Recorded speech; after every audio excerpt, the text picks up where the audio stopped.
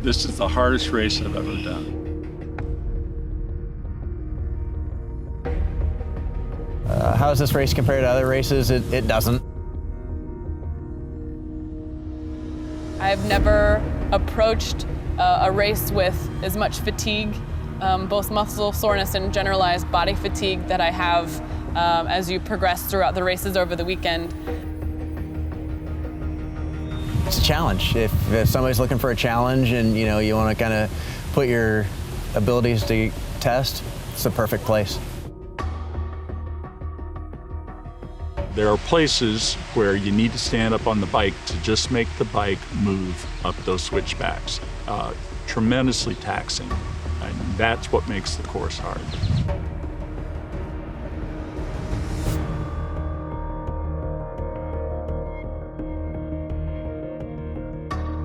Every year on the third weekend in May, triathletes come to the hills of southern Ohio to test themselves in one of the toughest race weekends in the world. With 4 races in 3 days, the American Triple T strains athletes in ways they have never experienced before.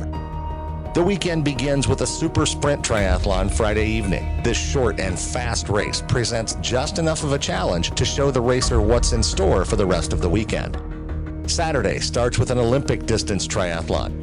This gives participants their first real feel for the hills that make this course legendary.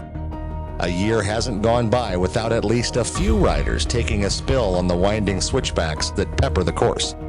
The run follows a fire road deep into the forest. Steep, continuously rolling hills slow some racers to a walk. After a few hours of rest, a second Olympic distance triathlon awaits the racers. Instead of the traditional swim, bike, run format, this race starts on the bike, followed by the swim and the run. A time trial start sends athletes on an out-and-back course, infamous for the nearly 2-mile ascent just past the halfway mark. Once they return to transition, racers struggle to get into wetsuits as they run to the lake.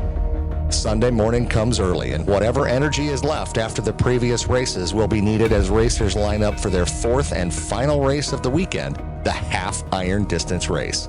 The only thing I dread about the race is walking to the start line Sunday morning. 2 more loops of the swim course, followed by a 2-lap bike course. Once again, the run is on the same stretch of dirt road that racers have been running on all weekend. It's been said that by the end of the weekend, you'll either love or hate that road. After 5 trips up and down those hills, it's easy to see why. A half iron distance is hard anytime. And you've already ridden this course. You know what's out there. And it's a little scary that you got to go back and do those hills again on very tired legs.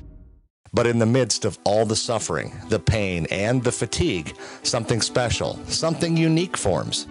You're in the same row with the same people racking your bikes for 4 races, so you kind of get to know each other on the first night, and then you're all kind of living the same pain every day, so you build a little bit of a relationship with the people around you. You're waving for people you didn't know 2 days ago, and you're cheering for people that you just met, and it means the world to you just as much as if your own family was there on the race course with you, maybe even more because they understand how much it hurts. There's other people that, people breaking down on the course. One guy broke down, had like 3 flats, and people come by and they're more willing to give him a spare tube so that he can keep going and finish his weekend. You kind of bond in the fear and the pain and the excitement. I've made 20 lasting friendships that have accumulated over the 7 years that I've raced. Between the events, there's a lot of time spent in the creek cooling our legs and trying to slow down the inflammation. And you've got the ice bath going on and all of the other race finishers talking about how that race went or how hot it was or the killer bike course that you just completed. And you're discussing race strategies for the next day and celebrating your personal victory for surviving that event. So part of experiencing this triathlon is looking around and realizing how beautiful the word epic is used to describe this course, and it is, both in its beauty and its difficulty. Scenery in southern Ohio in May, there's just the green leaves overlooking all of the bike and the running routes.